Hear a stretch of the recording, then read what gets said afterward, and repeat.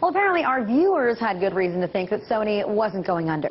Turns out the electronic giant has just unveiled a new device, and it's branded as their next generation project called the PlayStation Vita. It's a touchscreen, motion-sensitive device, and it's also great on the go because it can connect to Wi-Fi hotspots, and it even connects to cell phone towers to use their 3G network. Lastly, you can pick up this device around Christmas for a mere $250. Sounds like a perfect Christmas gift. Except for one little tiny gigantic problem. Why would anybody want to buy a Sony product right now? After being hacked continuously by various sources, every single branch of Sony has been compromised, including customer data for over 1 million people. At this point, they've been hacked almost every single day. And that's not even an exaggeration.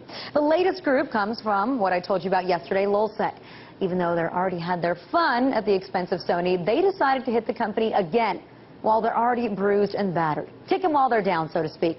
Today, LulzSec posted 54 megabytes of developer source code to its website, and they exposed internal network maps for Sony's BMG division. And although this group isn't the only one who's been having a laugh at Sony's expense, they're definitely making sure that everybody knows who they are. On the Pirate Bay, Lulz wrote, "Our latest goal is hack Sony 5 times, so please find enclosed our 5th Sony hack." And they went on to say, enjoy this 54 megabyte collection of source code. That's Hackers 16, Sony 0. Now, we should also note that Lulz has already changed their goal to 6 hacks at Sony's expense.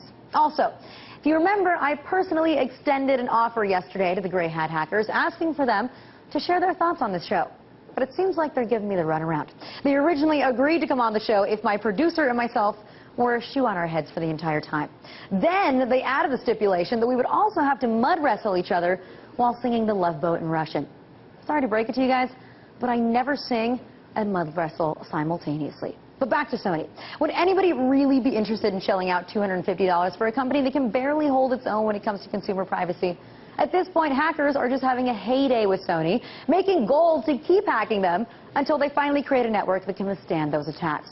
So I'd like to present a little question to the company.